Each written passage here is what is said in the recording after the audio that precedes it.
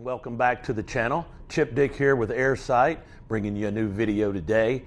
For those of you who follow Airsight, you know we do drone detection as well as pilot location, but we often use the term drones as a very generic term because drones is a generic term, and they're actually UAVs, which is an unmanned aerial vehicle, and then UAS is unmanned aerial systems. Now, a system is comprised of not only the drone, but the controller, the operator, all of the components that make up the system. So a UAV, unmanned aerial vehicle, will always be part of a UAS, but not vice versa. And then again, drones is just the generic term. So I thought I would go over today what some of the drones are, kind of what they look like, UAVs, and what their possible threats are and why you need drone detection. So DJI is probably the largest manufacturer of drones out there, and that you can see here, this is a Mavic 3. You can kind of see the size of it. Obviously the battery comes in here to the back, has a 4K camera, probably lift capability of about 3, 4, 5 pounds, let's say. And the reason we want to talk about that is that lift capability is also the threat that it could expose you to. So this one actually comes with its own controller that has a screen built in. Some, as you will see, have controllers, but you can also see what's going on with the camera through your phone, through an app. But this is kind of an all-inclusive controller with the screen. In comparison, you can also look to a DJI. Here's a Phantom. This comes with the legs pre-made into it. You can fold them up, but again, just a little bit different profile, probably 5-pound lift capability.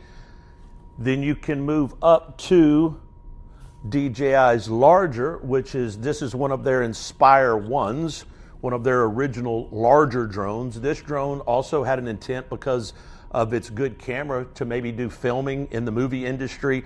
They use a lot of drones, but now your lift capability starts to increase. So this drone is going to carry a lot more weight than the other DJI drones.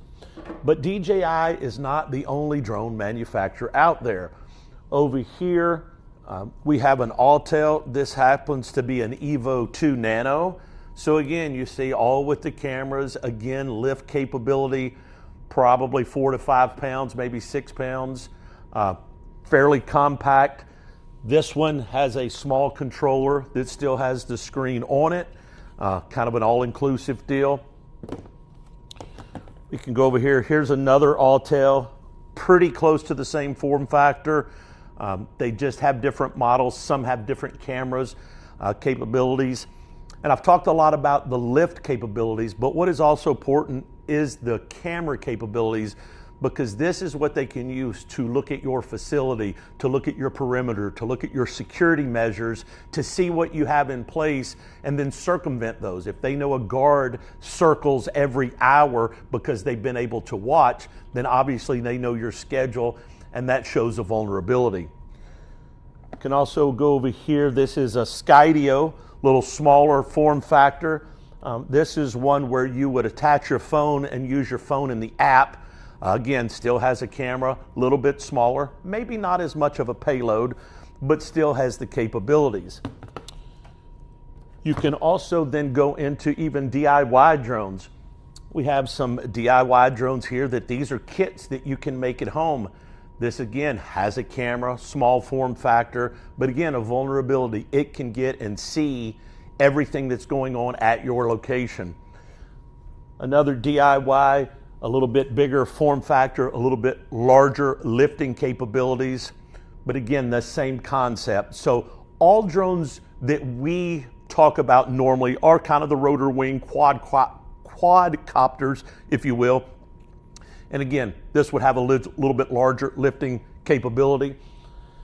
But then you hear me talking about lift capabilities, say, okay, you lift it, but how do you lift it? What do you do?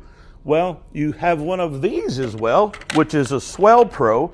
This Swell Pro is actually made as a fishing drone, and it was designed to carry your fishing line out in the water to let you be able to fish 100 yards, 200 yards off the shore, off the bank, off the dock. And if you can see here, it has a built-in release mechanism. So this release mechanism is already integrated into the drone, so it gives you the ability, put a small string there, hit the button, you can drop whatever you want, wherever you want, which becomes kind of scary.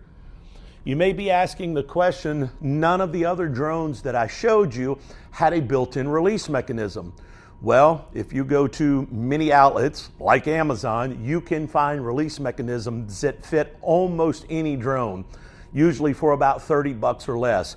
So then just about every drone that I showed you here today could have a release mechanism, could be dropping either contraband or items that you just don't want dropped in your area, and they have the capabilities. And some of the other controllers on the DIYs, you can have controllers such as this that you might be able to pair to multiple drones. Not at the same time, but one controller and I could build 3 or 4 drones. So the capabilities are kind of endless out there. Now, I talked a lot about lift capabilities. I'm gonna have to come over here and move my camera, but I am going to show you one other drone that again is a drone you and I could go buy tomorrow, but its lift capabilities now goes up exponentially. And as you can see here, another DIY drone, a lot larger, larger props, larger power, larger lift capabilities, could bring a larger payload. Again, DIY could be controlled with a receiver like this. And what I didn't mention before, could also be used with VR goggles to see that first person view. But again, just another example of drones that are out there, their capabilities, sizes, and what they can do. So folks, just wanted to give you a quick rundown of what some of the drones are, what they look like.